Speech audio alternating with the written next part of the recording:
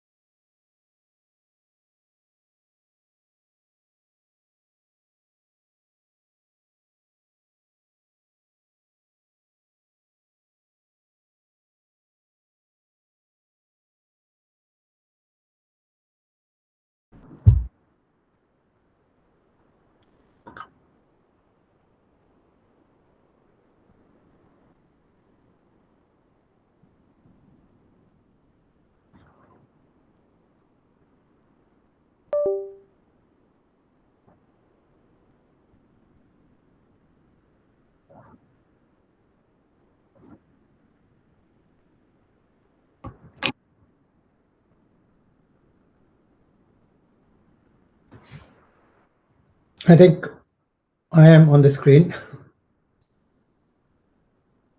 Yeah, I can hear you fine.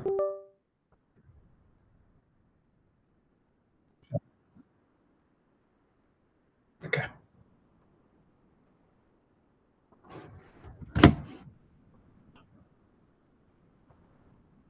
Should I start presenting, Manishji?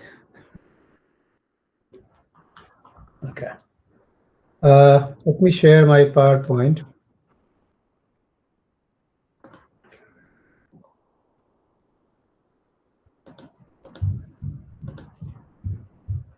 Just 1 second.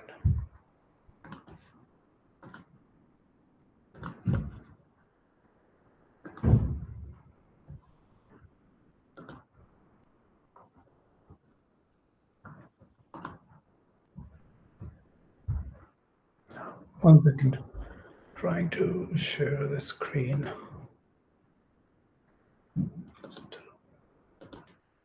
Is able to share it. Just 1 second.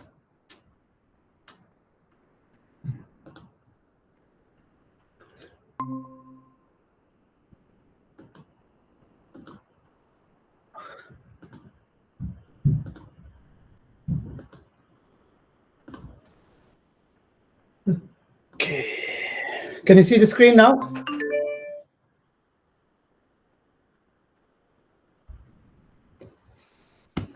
Gunjan, Manishji, can you see this? Okay. Thank you. So, thank you to the Skal Society and IGNCA for organizing this wonderful fourth version of Bodh Gaya Global Dialogues.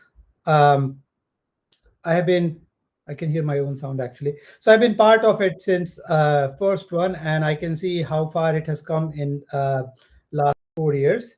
So what I want to do today is talk to you briefly about why do we need a digital heritage center, and what's the rationale that we have been thinking about for last 4 years.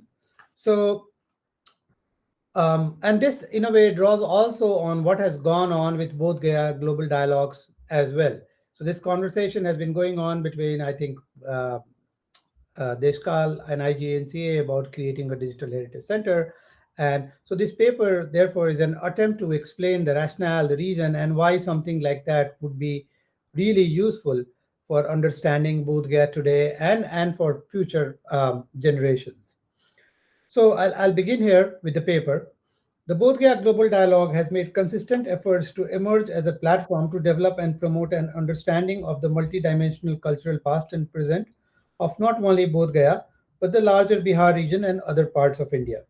To accomplish this goal, the Skal Society brought together scholars, policymakers, institution builders, and heritage enthusiasts from various parts of the world to share their knowledge and experiences, which can shape and inform the initiatives that the Society proposes to undertake at the site of Bodh Gaya. One major initiative that the Deskal Society has proposed is to develop a knowledge-based digital heritage center at Bodh Gaya. This paper, this presentation, therefore aims to spell out the context, necessity, and relevance of such a center. And again, as I told you briefly, this began with our first with the first Bodh Gaya Global Dialogue, and that's where we started talking about the idea of this. So this is a picture of the plenary session of the first dialogue. Before venturing into the issue of why we need such a center, I will first briefly dwell on Bodh Gaya. Bodh Gaya's preeminent position as the paradigmatic center of the Buddhist world was reaffirmed through its designation as a UNESCO World Heritage Site in 2002 and its continued importance as a major religious and tourist attraction in colonial and post-colonial India.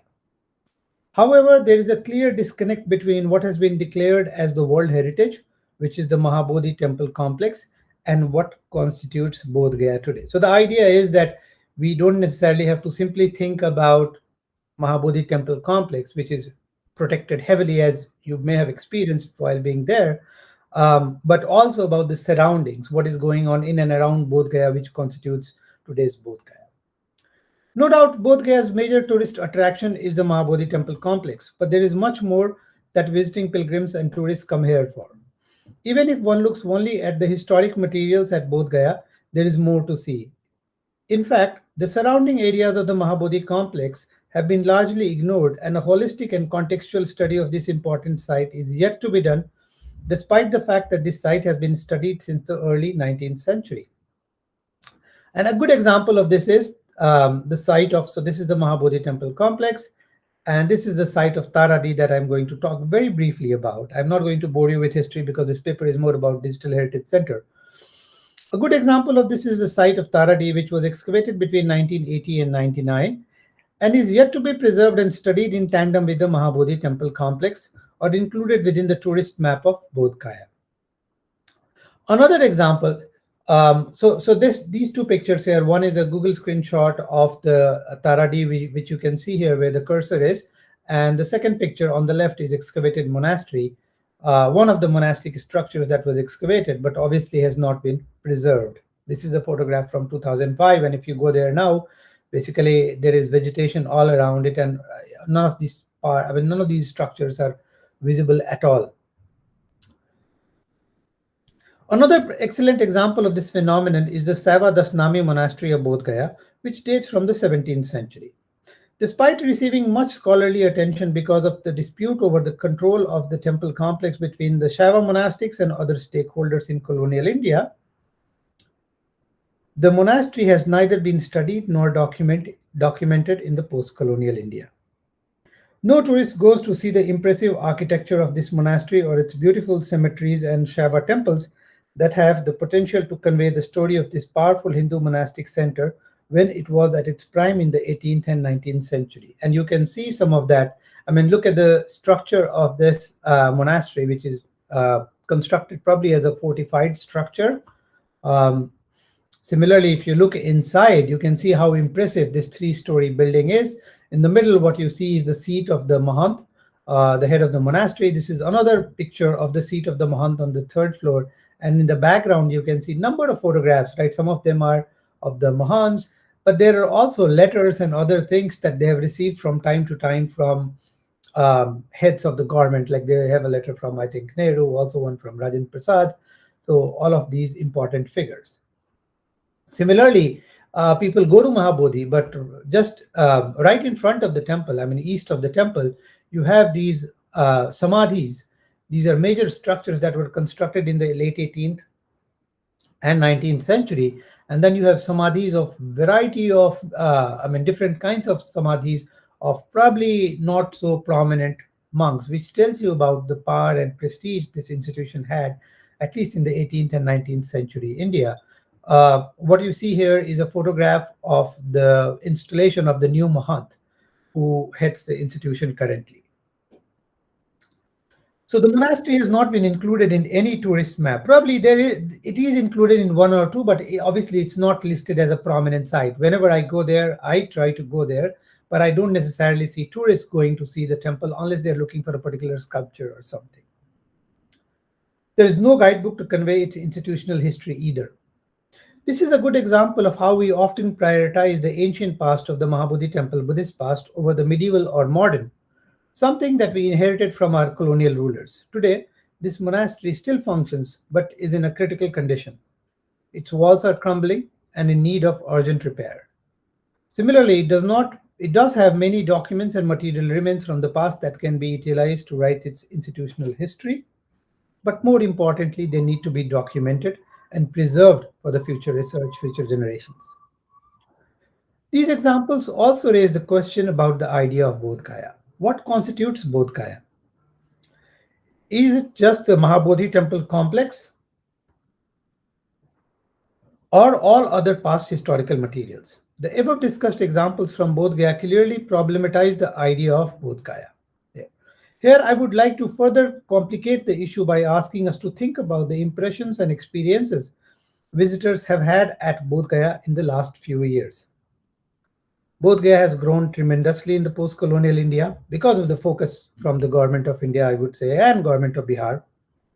It has emerged as an international tourist destination and attracts millions of visitors and pilgrims every year. To accommodate these pilgrims and their needs, the place has also developed adequate infrastructure, including hotels, restaurants, cafes, monasteries, temples, transportation, and an airport. It has also become a major hub of employment. This development and growth of Bodh Gaya has received some scholarly attention in the last few decades. So let me show you a few pictures to give you a sense of it. So you can see a Tibetan Buddhist ritual being performed here, and to perform these rituals, they often install these temporary pandals, and you can see how impressive this whole structure or this whole design is, along apart from the fact that there are a number of people who are participating, including lay people and the monks from the Tibetan diaspora. Similarly, if you go there, you will see this new 80 feet Buddha image, which again is visited by a number of pilgrims, right? So you can see that these places are equally popular with tourists. They are not simply there to see Mahabodhi temple complex exclusively, but also to go and see these impressive structures, architectural developments that have been added as subsequent layers to Bodh Gaya. Similarly, I think this is a photograph from 2018 when I was there, and I saw this new monastery and temple being coming up. So this was a new, totally new monastery that came up. Similarly, you can see number of new hotels, like one here, or new cafe. Be Happy Cafe. If you are in Bodh Gaya, you must go and visit. That's what we did, or I and my friends did whenever we went to Bodh Gaya. So these are examples of how this place has emerged and evolved in last couple of years.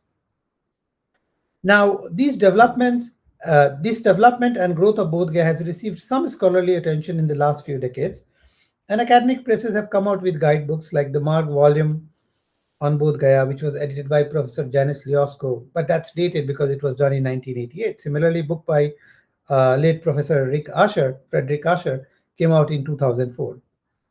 Similarly, some scholars, including myself, have published academic pieces, and there is an edited volume, Cross-Disciplinary Perspectives on a Contested Buddhist Site, which came out in 2012. More recently, David Geary, who teaches at University of British Columbia, has published his monograph titled The Rebirth of Bodh Gaya in 2017, which is an ethnographic study of the rapid growth of Bodh Gaya in the last few decades. One thing that we have to keep in mind is the fact that these are all academic works, essentially, right? So they have a very limited audience. It's not aimed at the broader audience, right? These are for academic institutions and people who are more oriented towards academia rather than general public. Despite these efforts, scholarship has not been able to keep up with either the new materials found from the region or new developments that continue to transform Bodh Gaya on a daily basis in post-liberalization India. This is visible in the development of new infrastructure at Bodh Gaya, specifically new Buddhist monasteries from different countries, new religious shrines, meditation centers, hotels, cafes that have come up in the last 2 or 3 years that I don't know. I'm sure there are new things being added there. Moreover, scholarly works often have limitations because of their specific focus and limitations imposed by the press. In fact, even a cursory survey of the town today hints at the complexity of socio-political, religious, and developmental matrices of Bodh Gaya that has neither been mapped nor understood. There are several local stakeholders at the site, but none of them seem to either have a coherent vision or engage with the complexities of growth. I'll illustrate this by pointing one or two examples. The first one is Bodh Gaya Temple Management Committee, which we are all familiar with, which is focused inwards on managing and running the day-to-day affairs of the temple and is barely concerned with the Buddhist heritage outside of the temple complex. And I gave you the example of Taradi, which is barely 20 meters west of the site, but they don't care. And I understand. I mean, running such a vast institution is important, right? But at the same time, the resources that they have access to, or the fact that what they are looking at is not a historical artifact. I mean, it's part of a broader historical collective, and that's something that they don't necessarily think about. Another example is Magad University, which has been there, which was established, I think, in the 1950s with that sole idea that it will help the develop policies for this important site, right? I would, I mean, the quality of scholarship and of Magad University has not been at par, I would say. Part of that comes from the institutional focus. Maybe I mean, it's the story. It's a much more complex story, and I don't want to go there. My chair here is from Magad University, so he knows that better. But the idea is that there were these local stakeholders, and they could have done something for the site. So keeping these, the above discussion clearly sums up the context of Bodh Gaya and the knowledge production around this site, which can also frame the argument about the necessity and relevance of a digital heritage center at Bodh Gaya. The center will have a three-tiered plan of action that we are proposing: short term, mid-term, and long term, which are listed below. So I'll start with the short term and explain the rationale for that. The short term goals would include: first, establish the living archive that would document daily developments in Bodh Gaya, which can be a knowledge-based resource center. So, like these things that are going on everyday basis in Bodh Gaya that we don't even notice, they happen, and there is no record whatsoever of these things. So, something like a digital center here can actually try to keep some material of these events, everyday events that are happening there. Immediate survey of all monasteries, their infrastructure and role in religious touristic activities. And again, this is another thing that is going on. All of these monasteries act as facilitators, and because of this, there is a tension between the local hoteliers and the monasteries, right? But there is no way to capture what is going on. So some idea of how the place operates, the functionality of these institutions would add to the digital heritage center. Document rituals during the season and note negotiation details, like how are the space and the time for each of these rituals that are performed in Bodh Gaya negotiated with BTMC, how different Buddhist groups are given space within the Mahabodhi temple for different periods of time to conduct their own rituals. And then the fourth one, special events such as Bodh Gaya Mahotsava and its impact on tourism and how that generates awareness. So again, that's a government of Bihar initiative, and you can definitely find something in the government records, right? But there are no photographs that are available for people who want to go and research, right? So this tells you in a way that how fragmented the whole knowledge about this place is. So this digital heritage center then can try to collate all of this information, which is kind of hidden or invisible or is not available to wider audience. And in order to do that, this CAL can think about developing some kind of relationship with existing stakeholders, such as Central University of South Bihar or IIM Gaya or Magad University, if they have the intent and resources to do this jointly with Deshkal. So those are the short-term goals. I'll now move on to the midterm goals. The midterm goals would be to develop digital records and publish them digitally for research, policy making, and advocacy. Second would be creating digital platforms for facilitating multi-religious and multicultural dialogues. Third would be developing a digital museum of smaller but important Buddhist sites in Gaya district. There are smaller sites like Hasrakol or Kurkehar that people know about but are not able to go there. So maybe keeping a database of what is there at the site or creating some kind of virtual model so that people can experience it while they are there in Bodh Gaya, and this may motivate them to go and actually visit the site. So it will then create all of these places as a satellite of Bodh Gaya. And then lastly, develop a coherent vision for Bodh Gaya's development that can also act as a development model for other sites. In fact, if you go to other Buddhist sites in Bihar today, what you will notice is that there are development works happening. There are new institutions coming up, new monasteries coming up, right?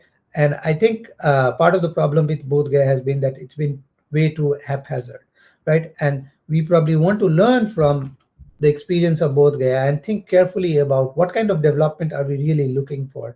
Is it a mindless developmental streak which leads to all sort of problems as we encounter in Bodh Gaya, all sort of simmering tensions on the ground? Or can we actually develop a coherent vision based on our experience of Bodh Gaya that can further help think about sites like Rajgir or Vaishali, which are actually developing now and looking like, I mean, are on the cusp of becoming much more important and bigger sites. The long-term goals would be a wider engagement with government bodies and other policy-related institutions, and to generate funds through national and international collaborations and publications. Through the above listed plans of action, the proposed Digital Heritage Center will engage with multiple older and new institutions that have been in existence or recently established in both Gaya, and other parts of Bihar. Each of these institutions have their agendas in focus. Many of the recently established institutions are located not too far from Bodh Gaya, but may not feel the need to engage with Bodh Gaya.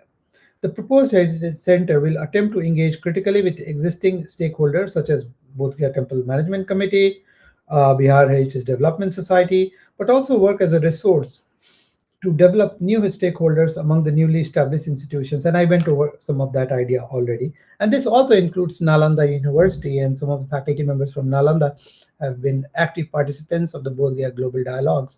So I hope this relationship between Nalanda, which you can see how history plays a central role, it's a prime example of that. So building some kind of collaboration with Nalanda would be more than ideal. But so those are the stakeholders that we can think about. It could also work as a resource center for already existing study abroad programs located in visiting Bodh Gaya, such as Antioch Bodh Gaya program, which was on hold because of COVID, but it's back. And research students at postgraduate level in the above listed institutions in creative and critical ways. As a knowledge center, it will attempt to document the ongoing dialogues between past and present, which happens at Bodh Gaya on a daily basis. Bodh Gaya as a UNESCO World Heritage Site is part of the Buddhist circuit within India and Nepal. Even though we see Bodh Gaya as part of a local Buddhist circuit such as Rajgir or Nalanda, the Buddhist practitioners' followers view it as a part of the regional Buddhist sites such as Sarnath, Kushinagar, or Shravasti, and many of them go on to visit Lumbini, Nepal, and other Buddhist sites in Sri Lanka, Myanmar, and Thailand that attempted to replicate Bodh Gaya by constructing their own Mahabodhi complexes. Therefore, Bodh Gaya needs to be evaluated and understood as an important part, or probably, I would say, the center of the local, regional, and global Buddhist network. And this is another thing that the Digital Heritage Center can do by thinking about these links or by pointing these connections to the broader audience. A good example here is the growing number of international Buddhist monasteries at Bodh Gaya that are potential sites to locate and document inter and intra-Asian dialogues. Similarly, its links with local and regional sites are yet to be examined. In fact, Bodh Gaya's unprecedented and somewhat unplanned growth has become a developmental model for other sites that are at different stages of development in the state of Bihar. This is apparent in the new construction of monasteries and shrines at both these places. However, this unplanned growth needs a coherent vision, which can only emerge through a careful examination of Bodh Gaya and its growth in the last few decades, a task that the proposed Knowledge Center will earnestly undertake.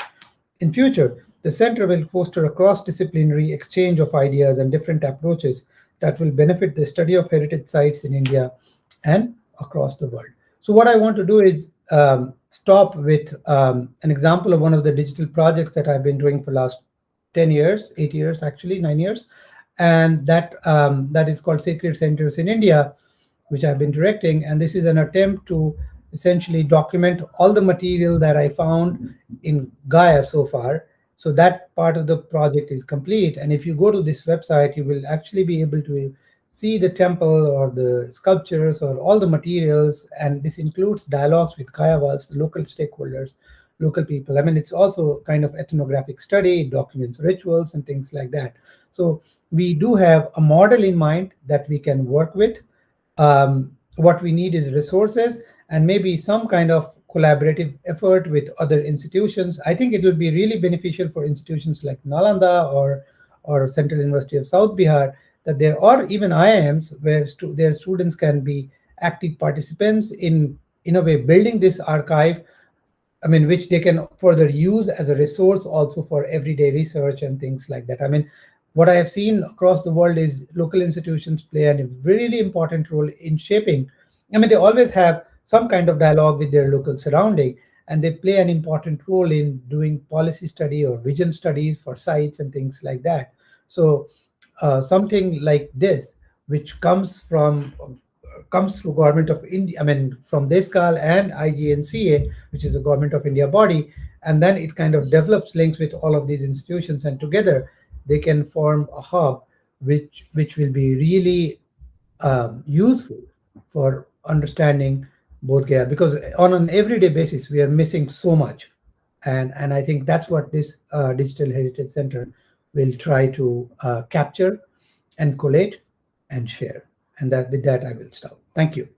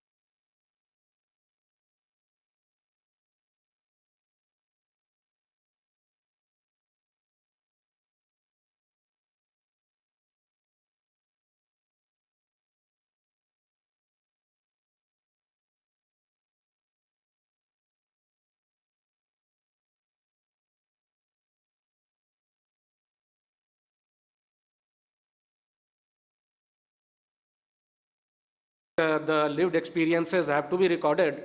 So in this light, the lived experience have to be recorded. The Digital Heritage Center, it has one of his tasks should be that. Then he talks about the establishment of multicultural platforms where synergy can be initiated, where interactions can take place.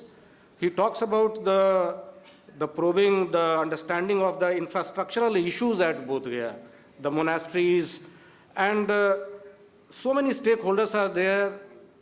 There are conflicts also. There is supplementation also. So we need to understand those aspects. So, and lastly, he talks also about the long-term goals of influencing the policymakers, taking them into confidence. So overall, what Deshkal wants to achieve, so he provides a digital, he has provided a digital model for it, and I believe that that digital model is quite relevant and very valid, and I would request Sanjay ji and Deshkal team to further progress on it.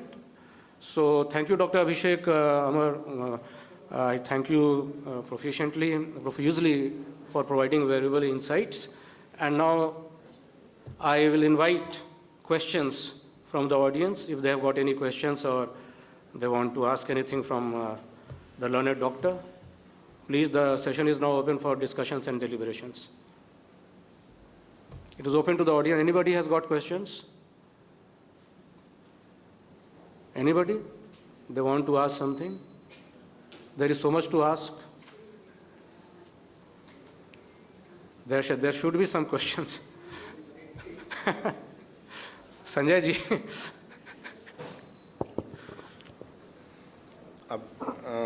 Sanjay Kumar, I think so this process which was initiated by the Deshkal Society in the process of your getting guidance and advice as well. And when we have developed the proposal under your guidance and submitted to the IGNCA, but in the background, when we face the challenges of the finalization of the proposal, always personally I get struck, what kind of strategy to adopt and develop for initiating the process of the digitalization of the multifaceted aspect of multi-religious, multicultural site of Bodh Gaya in the framework of the immediate action plan. Thank you. Thank you, Sanjay. I think for the immediate action plan, I mean, to begin with, it doesn't have to be something really big. It could be a small step. You can start with essentially collecting whatever is being published locally. I mean, just looking at the local newspapers, local TV channels, and things that they are covering could be one facet of it. And another could be having a photographer there who can go and actually document whatever is going on, right? I mean, I think on an everyday basis, there are 3 or 4 things going on in Bodh Gaya. And so it'll be ideal to start with just that set a photographer, there could be a photo documentation, and then some newspaper cuttings or clippings. And I think once you have these two, you can show that how none of the institutions there, or there is no way to collate this information. There is no way, I mean, you can show the relevance to the bodies that you are talking to. I mean, whether they are IGNCA folks or other institutions, for instance. I mean, Central University of South Bihar is right there, right? Or IIM is right there, right? They aren't doing it because they don't see that connect, right? So you can try to think about ways of showcasing all of this work, right? Or the fact that you can take some of these stakeholders to the Nami Monastery that Sanjay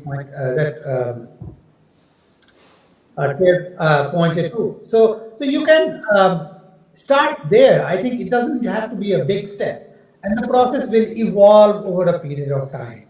What we need is that first step, that we start documenting, and then maybe if you start documenting, I mean, for future dialogues, you can actually have a conversation between different stakeholders. You can organize a dialogue over these materials between some of these different institutional stakeholders.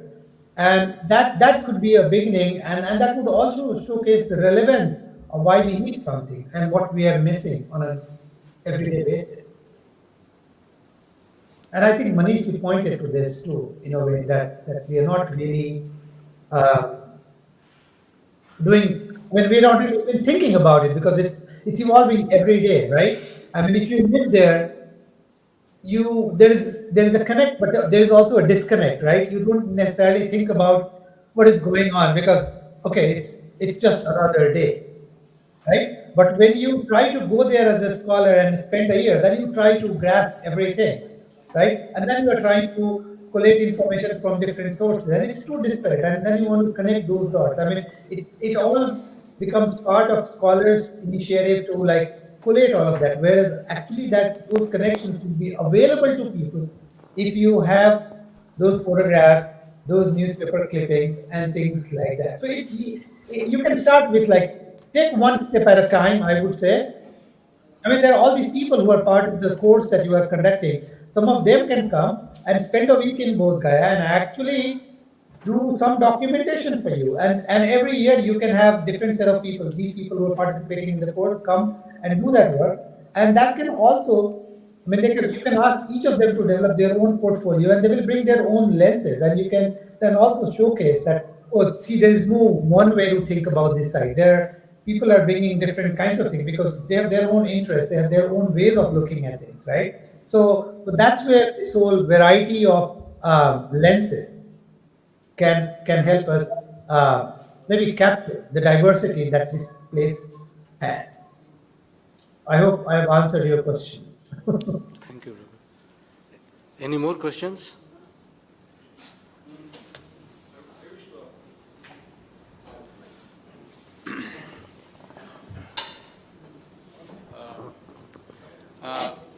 Mr. Dr. Abhishek, I read your paper thoroughly while we were doing the project. So, of course, there is a very higher stage of documentation in which you have mentioned in your project, which you mentioned that that you have been looking after for last 10 years. So, like especially the digital platform parts. I think, of course, I listened very carefully as to the immediate action plan, which the Deshkal secretary, he asked about. So, but I guess, I also understand that, that it's a time, because this is the second time, this digital heritage, center is being talked about, and we had this reference, ongoing, for at least, 3 dialogues now. So maybe I would be like personally, I think that, that an action plan, which we have mentioned in the project also, but then some parts, I found that, that requires, more detailing, especially because, you have in your paper, you have virtually, spoken about, the very new models of, digitization and new sites. And that requires a kind of, new set of skills. So while you mentioned that, that we will engage, we should be engaging, the students from Central University of South Bihar, IIM, Magad University, and other regional institutions, who might like to be interested. But I think, a kind of, moduling will be also required. Because moduling. Moduling means moduling in terms of detailing out the work plans, like a kind of Excel, like doing an Excel sheet for the things which has to be done, and a kind of means chronogram for the activities. So that will be I think much more bring much more clarity in making a list of the things to be done across the months, across the years. Thank you very much. Thank you. No, yeah, I mean, you're right that it requires a certain level of planning, a certain set of skills, right? My suggestion for a digital center would be that we don't have to put everything on the website. I mean, one of the things that I was doing was I was trying to put the whole database on the website because for me, I am in academia, and academia values publications, right? So it was seen as a publication that could be peer evaluated, right? I mean, peer evaluation was really important for it to, and for my own promotion and things like that, right? But for a digital heritage center, it's not necessary that they have to put everything on the website. We can pick and choose, right? The idea is that we will have a digital heritage center that will document everything, and then we will find ways of organizing it. As you've talked about module or Excel sheet, there are ways of organizing this, right? I mean, at the same time, as far as skill level is concerned, you're right. I mean, so as humanists, I mean, I am trained as an historian, archaeologist, and I don't necessarily do all the technology work. What I essentially do is think about that material, but in the process, I have educated myself with the technology work so that I can make an informed decision. This requires collaboration between people who do technology, people who do humanities, and things like that, right? So those things can evolve over a period of time. As far as the planning and scheduling and all of that is, or how do we execute the plan, we can think about ways. So Bodh Gaya does have an annual calendar. There is a tourist calendar, and within that calendar, there are days for Buddha's celebration of Buddha's birthday or rituals and things like that. So that is easy to capture. That okay, these are things that happen every year, and this is the time. So let us. And these are the institutions that participate. So you can easily make that schedule, and that will not be difficult. What will be difficult is to keep in touch with all of these institutions and see what they are doing on an everyday basis. Obviously, it's impossible to capture every activity that is going on, but even if you can capture 20%, right, that in itself will enrich our understanding of Bodh Gaya and also answer some of the underlying questions. I mean,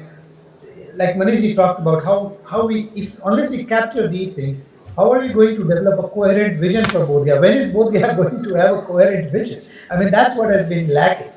I mean, if you look at the plan that was prepared, I think by Hardco, when Bodh Gaya was declared a World Heritage Site, go and read that plan and see whether Bodh Gaya has actually developed in accordance with it. There's a clear disconnect. Like what they had envisioned 20 years ago, none of that is on the ground, actually. What is on the ground is very different. So that tells you about the dynamism of a place like Bodh Gaya. It's a very dynamic place. Things are happening on an everyday basis. And, and I think it requires an open and flexible mind that people at an institution like this, or all of these academic institutions have, and they are capable of capturing.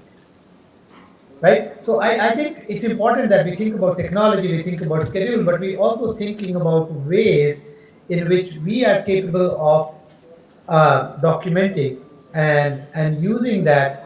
And this will be beneficial not just for Bodh Gaya, but actually all over India. I mean, this is something that hasn't happened at any site. This is something that's new. And again, I wouldn't have talked about it if I hadn't done my own Sacred Center of India project, which has taken me years to complete. So those are ideas that I have, and again, and it takes time and effort and energy and resources to bring those ideas on the ground. And for that, I think I should thank Sanjay ji for doing all the hard work on the ground. Thank you, Dr. Abhishek. So the basic thing which he has underlined is that there is a need, and it cannot be achieved overnight. That process has to be a continuous process. So if somebody asks for a quick fix solution, no solutions are there. But if we view it as a long-term process, as a continuous process, we will achieve. Thank you, Dr. Abhishek, so much. Thank you. Thank you so much, Dr. Abhishek Amar, for that insightful talk. And thank you, Dr. Manish Sinha ji, for moderating the session so beautifully. For today, the next session is starting at 7:30. I request all of you to join us for a very beautiful cultural evening where Dr. Sumita Chakravarti ji will be presenting various renditions on the sitar. I request all of you to stick around and join us back at 7:30 in this venue. Thank you so much once again, Dr. Abhishek Amar ji, Dr. Manish Sinha ji. Thank you, Gunjan ji. Thank you, Gunjan. And for everyone joining. Thank you so much. We'll see you at 7:30.